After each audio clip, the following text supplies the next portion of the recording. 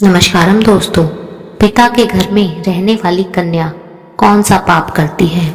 एक बार माता पार्वती पृथ्वी लोक पर भ्रमण करके भगवान शिव के पास आती हैं और कहती हैं, हे प्रभु, आज मैंने पृथ्वी लोक पर भ्रमण किया, तब मैंने देखा कि कुछ कन्याएं अपने पिता के घर में बहुत अधिक समय से रह रही हैं, जबकि पिछले युगों में कन्याओं का विवाह कम आयु में हो जाता था और वह तभी से अपने पति के घर रहने जाती थी। तथा मैंने एक विचित्र घटना भी देखी कि बहुत सारी कन्याएं विवाह के बाद भी पिता के घर में लंबे समय तक रहती हैं या बार बार रहने को आ जाती हैं। हे प्रभु, मैं जानना चाहती हूँ कि क्या एक पिता के घर में कुंवारी कन्या का अधिक समय तक रहना सही होता है या नहीं। कौन सी आयु में कन्या का विवाह कर देना चाहिए और विवाह के बाद कन्या का पिता के घर में रहने से कौन सा पाप लगता है। हे प्रभु, आप जगत के सत्य और असत्य सब कुछ जानते हैं। शिव ही सत्य है, आदि और अनंत है। कृपा करके मेरी जिज्ञासा को शांत करे। तब भगवान शिव मुस्कुराते हुए बोले, हे देवी, आज आपने जो प्रश्न किया है वह समस्त मानव जाति के कल्याण हेतु अत्यंत महत्वपूर्ण है। आज मैं आपको इन सारे प्रश्नों का उत्तर एक सच्ची घटना के माध्यम से देता हूँ। यह कथा मेरे प्रभु श्री कृष्ण के काल द्वापर युग की है। हे देवी पार्वती, इस कथा को ध्यान से सुने और जो भी प्राणी इस कथा का श्रवण तथा प्रसार करेगा, मैं उसको 100 अपराध को माफ करता हूँ और मृत्यु के बाद वह प्राणी अनंत काल तक मेरे साथ कैलाश में वास करता है। तथा माता पार्वती कहती है, हे प्रभु, मैं इस कथा को ध्यान से अवश्य सुनूंगी और इस कथा का प्रसार भी करूंगी। कृपया आप भी इस कथा को ध्यान से सुनिए। तब भगवान शिव कहते हैं, हे देवी, यह 28वें द्वापर युग की घटना है।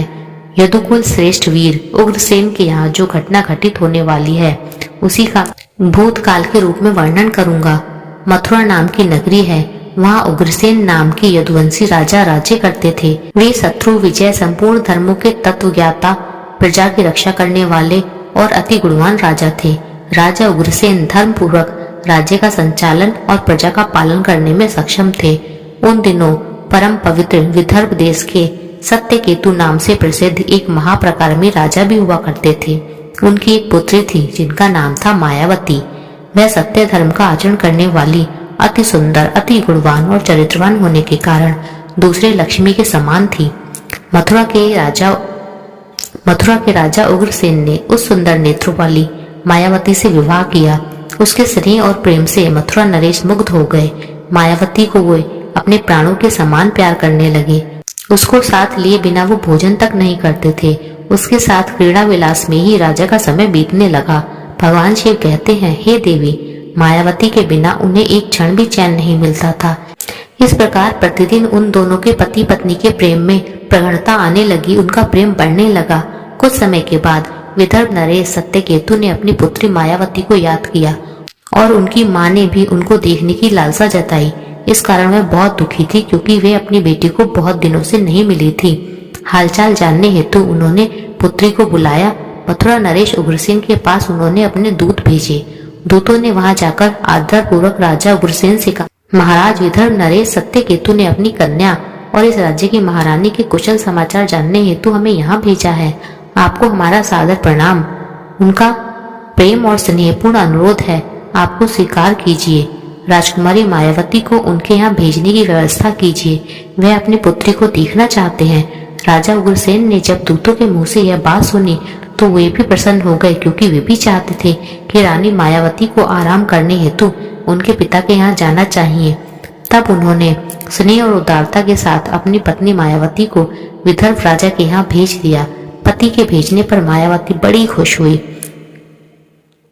वो अपने मायके आ गई थी। वहां पहुंचकर उसने अपने पिता के चरणों में प्रणाम किया। उनके आने से महाराज सत्यकेतु को भी बहुत प्रसन्नता हुई। रानी मायावती वहां अपनी सखियों के साथ मंत्रमुग्ध होकर घूमने लगी।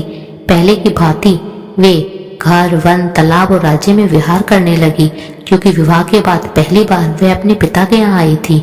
यहाँ आकर वह फिर से बालिका बन गई। फिर कुछ दिन बीतने के बाद वह भूल गई कि उनका विवाह हो चुका है। उनके बर्ताव में अब लज्जा, संकोच का भाव नहीं रहा। फिर भगवान शिव कहते हैं, हे देवी, एक दिन की बात है। रानी मायावती अपनी सखियों के साथ एक सुंदर पर्वत पर सैर करने के लिए निकली। वहां एक रमणीय वन दिखाई दिया जो केले के उद्यानों से भरा हुआ था। उस पर फूलों की बहार थी। तब राजकुमारी मायावती ने देखा कि एक ऐसा रमणीय पर्वत जिसमें दूसरी ओर सुंदर वन और बीच में स्वच्छ जल है। एक छोटी बालिका की तरह वह अपनी सखियों के साथ उसमें खेलने लगी। वे सभी इस संसार को भूलकर खेल कूद में मग्न हो गई और इस तरह से डूब गई खेल कूद में कि वे तालाब में उतर गई और हंसती गाती हुई जल क्रीड़ा करने लगी। उसी समय कुबेर का सेवक गोभिल नाम का एक दैत्य दिव्य विमान में बैठकर आकाश मार्ग से कहीं जा रहा था। तब उसी समय तालाब के ऊपर आने पर उसकी दृष्टि मनोहर सुंदर विदर्भ की राजकुमारी मायावती पर पड़ी, जो निर्भय होकर स्नान कर रही थी। गोभिल के पास दैवीय शक्ति होने के कारण उसने निश्चित रूप से जान लिया कि यह विदर्भ नरेश की कन्या है और महाराज उग्रसेन की प्यारी पत्नी है। तब वह मन ही मन कहने लगा, यह तो प्रतिव्रता होने के कारण आत्मबल से ही सुरक्षित है। किसी भी पुरुष के लिए इसको प्राप्त करना अत्यंत कठिन है। उग्रसेन अत्यंत महामूर्ख है जो उसने ऐसी सुंदर पत्नी को मायके भेज दिया। यह पतिव्रता नारी है, पराये पुरुष के लिए दुर्लभ है और इधर कामदेव मुझे अत्यंत पीड़ा दे रहा है। मैं किस प्रकार से इसके निकट जाऊं और कैसे इसका उपभोग करूं? भगवान शिव कहते हैं, हे देवी, राजकुमारी मायावती की सुंदरता पर मोहित होकर दानव गहरी सोच में पड़ गया और फिर उसने अपने लिए एक उपाय निकाला। वह दानव गोभिल, उसने महाराज उग्रसेन का माया रूप धारण कर लिया और वही अंग, वही वस्त्र, उसी तरह का वेश धारण किया और वही अवस्था पूर्ण रूप से राजा उग्रसेन सा होकर वह पर्वत के शिखर पर उतरा और फिर अशोक वृक्ष की छाया में शिला के ऊपर बैठकर उसने मधुर स्वर में संगीत के सुर छेड़ दिए। वह गीत संपूर्ण विश्व को मोहित करने वाला था। लय, ताल, उत्तम स्वर से युक्त उस मधुर गीतों को सखियों के मध्य बैठी हुई सुंदर मायावती ने भी सुना। वह सोचने लगी, ऐसा मनमोहक गायक कौन है जो ये गीत गा रहा है? राजकुमारी मायावती के मन में उसे देखने की तीव्र इच्छा हुई। उसने सखियों के साथ जाकर देखा। तब अशोक की छाया में सुंदर प्रतापी कोई पुरुष बैठा था। वह महाराज उग्रसेन जैसा दिखाई पड़ता था। भगवान शिव कहते हैं, हे देवी, वास्तव में तो वह राजा के भेष में नीच दानव गोभिल ही था। राजकुमारी मायावती विचार करने लगी कि मेरे स्वामी मथुरा नरेश अपना राज्य छोड़कर इतने दूर कब और कैसे चले आए। वह इस प्रकार सोच कर रही थी। उस पापी ने स्वयं ही पुकारा, प्रिय आओ, तुम्हारे बिना मैं नहीं जी सकता। तुमसे अलग रहकर मेरे लिए इस जीवन को व्यतीत करना मुश्किल हो रहा है, इसलिए मैं यहाँ आया हूँ। तुम्हारे स्नेह ने मुझे मोह लिया है, अतः मैं तुम्हें छोड़कर कभी कहीं नहीं रह सकता। अपने पति का रूप धारण किए हुए दानव को ऐसा कहने पर मायावती थोड़ी सी लज्जित होकर उसके सामने गई। वह दानव राजकुमारी मायावती का हाथ पकड़कर उसे एकांत में ले गया। महाराज उग्रसेन के गुप्त अंगों में कुछ खास निशानी थी जो उस पुरुष में दिखाई नहीं दी। इससे राजकुमारी मायावती के मन में उसके प्रति संदेह उत्पन्न हुआ। राजकुमारी बोली, हे दानव, तू नीच और पापी और निर्दयी है। यह कहते हुए आत्मग्लानि के कारण राजकुमारी मायावती की आंखों में आंसू आ गए। वह शाप देने को उद्धत होकर बोली, हे दुरात्मा, तूने मेरे पति के रूप में आकर मेरे साथ छल किया है और इस धर्ममय शरीर को अपवित्र करके मेरे उत्तम पतिव्रते का नाश कर डाला। अब तू यही मेरा प्रभाव देख ले, मैं तुझे अत्यंत कठोर श्राप दूंगी। राजकुमारी मायावती की बात सुनकर दानव गोभिल ने कहा, हे पतिव्रत नारी, भगवान विष्णु तथा उत्तम ब्राह्मण के भय से तो समस्त राक्षस और दानव दूर भागते हैं। मैं तो दानव धर्म के अनुसार ही इस पृथ्वी पर विचरण कर रहा हूँ। पहले मेरे दोषों का विचार करो कि किस अपराध पर तुम मुझे शाप देना चाहती हो। तब राजकुमारी मायावती बोली, हे पापी दानव, मैं साध्वी और पतिव्रते हूँ। मेरे मन में केवल अपने पति की ही कामना रहती है। मैं सदा उन्हीं के लिए तपस्या करती हूँ और अपने धर्म मार्ग पर स्थित रहती हूँ, लेकिन तूने माया रचकर मेरे धर्म को नष्ट कर दिया। इसलिए हे दुष्ट दानव, मैं तुझे अभी भस्म कर डालूंगी। तब दानव गोभिल बोला, हे राजकुमारी, यदि तुम मुझे समझो तो यह बात ध्यान से सुन लो।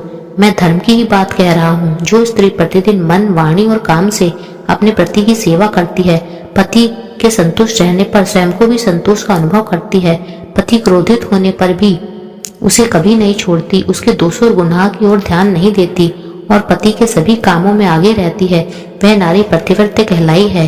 यदि स्त्री इस लोक में अपना कल्याण करना चाहती है तो वह पतित, रोगी, अंगहीन, कोढ़ी, सभी धर्मों से रहित तथा पापी पति का भी परित्याग न करे। जो पति को छोड़कर जाती है और दूसरे कामों में मन लगाती है, वह संसार में सब धर्मों से बहिष्कृत विभाचारिणी समझी जाती है। भगवान शिव कहते हैं, हे देवी। गोबिल आगे कहता है, मुझे वेदों और शास्त्रों के द्वारा, मेरे गुरु के द्वारा प्राप्त धर्म का ज्ञान है। ग्रस्त धर्म का परित्याग करके पति की सेवा छोड़कर यहाँ किस लिए आई हो? तुम इतना होने के बावजूद भी अपने ही मुंह से कहती हो कि मैं पतिव्रते हूँ। कर्म से तो तुम्हें पतिव्रते का छोटा सा भी अंश नहीं दिखाई पड़ता। ना तुम्हें कोई डर है, ना कोई भय है। पर्वत और वन में मतवाली होकर घूमती फिरती हो, इसलिए तुम पापिनी हो। मैंने ये महान दंड देकर तुम्हें सीधी राह पर लाया है। अब तुम कभी ऐसी दुष्टता नहीं करोगी। बताओ, पति को छोड़कर किस लिए यहाँ आई हो? ये श्रृंगार, ये आभूषण तथा सुंदर वेशभूषा धारण करके क्यों खड़ी हो? पापिनी, बोलो, किसके लिए और किसके लिए यह सब किया है? कहाँ है तुम्हारा पतिव्रते? मेरे सामने व्याभिचारिणी स्त्रियों के समान बर्ताव करने वाली नारी, तुम इस समय अपने पति से 400 कोस दूर हो। कहाँ है तुम्हारा पति? तुम्हें जो पति को देवता मानती हो, वो भाव कहाँ है? तुम्हें लज्जा नहीं आती?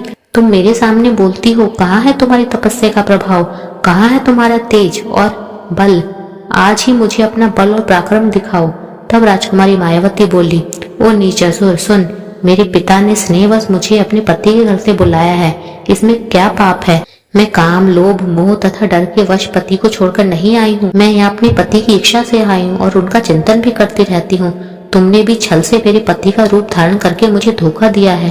तब गोबिल दानव ने कहा, मायावती, मेरी युक्ति युक्त बात सुनो। अंधे मनुष्य को कुछ दिखाई नहीं देता। तुम धर्म रूपी नेत्र होते हुए भी तुम मुझे कैसे नहीं पहचान सकी?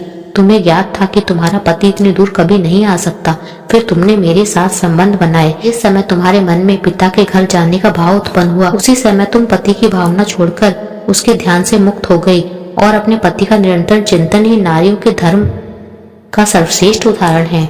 जब वही नष्ट हो गया तो क्यों स्वयं को पतिव्रता कहती हो? तब भगवान शिव कहते हैं, हे देवी। दानव गोबिल कहता है, जब तुम्हारे हृदय की आंख ही फूट गई, तब ज्ञान नेत्रों से तुम मुझे पहचान ही नहीं पाई, तो फिर? गोबिल दानव की ऐसी बात सुनकर राजकुमारी मायावती जमीन पर बैठ गई। उसके हृदय में बड़ा ही दुख हो रहा था। दानव गोबिल ने कहा, हे राजकुमारी, मैंने तुम्हारे उदर में जो अपने वीर्य की स्थापना की है, उससे तीनों लोग को एक त्रास पहुंचने वाला है। उससे जो पुत्र उत्पन्न होगा, ऐसा कहकर वह दानव गोबिल वहां से चला गया। शिव कहते हैं, देवी, गोबिल एक ज्ञानी दानव तो था, किंतु वह बड़ा ही दुराचारी और पापात्मा था। उसके चले जाने पर राजकुमारी मायावती अत्यंत दुखी होकर रोने लगी। उसके रोने की आवाज सुनकर सखियां उसके पास दौड़ी चली आई और पूछने लगी, राजकुमारी, आप क्यों रोती हैं?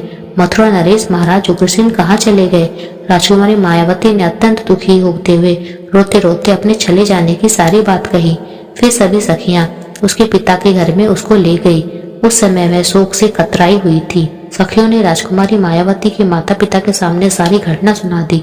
उसे सुनते ही महारानी अपने पति के महल में गई और उसने कन्या का सारा वृत्तांत कहा। उसे सुनकर महाराज सत्यकेतु को भी बहुत दुख हुआ। उन्होंने सवारी और वस्त्र आदि देकर कुछ लोगों के साथ पुत्री को वापस मथुरा में भेज दिया। राजा उग्रसेन मायावती को आया देख बहुत प्रसन्न हुए। वह रानी से बार बार कहने लगे, हे प्रिय, मैं तुम्हारे बिना जीवन व्यतीत नहीं कर सकता। अच्छा हुआ तुम शीघ्र ही लौट आई। हे मायावती, तुमने अपने गुणशील, भक्ति, सत्य और पवित्र से मुझे अत्यंत प्रिय लगती हो। अपने प्रिय पत्नी मायावती से ऐसा कहकर महाराज उग्रसेन उसके साथ विहार करने लगे। सब लोगों को भय पहुंचाने वाला उसका भयंकर गर्भ दिन प्रतिदिन बढ़ने लगा, किंतु उसका गर्भ का कारण केवल मायावती ही जानती थी। उसने अपने उदर में बढ़ते हुए उस गर्भ के बारे में मायावती को दिन रात चिंता होने लगी। 10 वर्ष तक वह गर्भ बढ़ता ही गया। तत्पश्चात उसका जन्म हुआ। भगवान शिव कहते हैं, हे देवी, वह अति तेजस्वी, बलाचारी, दुराचारी, प्रजा को नष्ट करने वाला कंस था, जिसके भय से तीनों लोक के निवासी थरथर कांप उठे। उसके बाद भगवान श्री कृष्ण के हाथ से वह मारा गया। तब जाकर उसे मोक्ष की प्राप्ति हुई। तब माता पार्वती कहती है, हे प्रभु, ऐसी घटनाएं भविष्य में घटित होने वाली हैं, यह मैंने भी सुन रखा है। तब भगवान शिव कहते हैं, हे देवी, मैं आपसे जो कुछ भी कह रहा हूँ वह समस्त पुराणों में निश्चित मत है। इस प्रकार पिता के घर में रहने वाली कन्या बिगड़ जाती है। अतः पिता को कन्या को घर में ज्यादा रखना नहीं चाहिए, ना ही मोहवश। भगवान शिव कहते हैं, हे देवी, अब मैं आपको एक कुंवारी कन्या के विषय में कुछ महत्वपूर्ण बातें बताता हूँ। सभी ध्यान से सुनना। जब भी कोई कन्या जवान हो जाती है तो वह विवाह के योग्य बन जाती है। तब माता पिता को योग्य वर का चुनाव करके उसका विवाह कर देना चाहिए। उसे कभी भी लंबे समय तक घर में नहीं रखना चाहिए। पति के घर में ही उसका पालन पोषण होना उचित होता है। वहां रहकर वह भक्ति पूर्वक उत्तम गुण सीखती है और पति की सेवा करती है, उसके कुल की कीर्ति बढ़ाती है और पिता को भी सुखपूर्वक जीवन व्यतीत कराती है। ससुराल में रहकर यदि वह पाप करती है तो उसका फल पति को भोगना पड़ता है। वहाँ सदाचार पूर्वक रहने से वहाँ सदा पुत्र पौत्रों के साथ वृद्धि को प्राप्त होती है। कन्या के उत्तम गुणों से पिता की कीर्ति बढ़ती है और दोनों कुलों के पितृगण संतुष्ट होकर आशीर्वाद देते हैं। फिर भगवान शिव कहते हैं, हे देवी, दामाद के साथ भी कन्या को अपने घर नहीं रखना चाहिए। ऐसा करने से उस पुरुष के मान सम्मान में भी कमी आती है और उसको भी पाप लगता है। जब कन्या विवाह योग्य बन जाए तो पराये लोग उस पर बुरी नजर डालना शुरू कर देते हैं। ऐसे में कहीं पर भी वह किसी पराये पुरुष के साथ प्रेम संबंध में पड़ सकती है। इससे पहले उसका विवाह कर देना चाहिए। एक जवान कन्या पिता के घर में रखना तब खजाने से भरा बक्सा चोरों के बीच में रखने के समान होता है। उस स्त्री का गहना और पिता का सम्मान उस कन्या की इज्जत होती है, जिसे हमेशा संभाल कर रखना चाहिए। किसी भी स्त्री को कभी भी पति से दूर नहीं रहना चाहिए। ज्यादा समय तक मायके में भी रहना पाप के समान होता है। एक पतिव्रत नारी का स्थान सदैव उसके पति के साथ उसके पति के चरणों में होता है। फिर भगवान शिव कहते हैं, हे देवी, अब मैं आपके सारे प्रश्नों का उत्तर दे चुका हूँ। तब माता पार्वती कहती है, मैं आज धन्य हो गई प्रभु, जो आपने मेरे मन में चल रहे सारे प्रश्नों का संशय दूर किया। मित्रों, अगर वीडियो अच्छी लगी हो तो लाइक और शेयर जरूर करें और हमारे चैनल को सब्सक्राइब करें। धन्यवाद। आप सभी के भीतर बैठे परमात्मा को मेरा प्रणाम।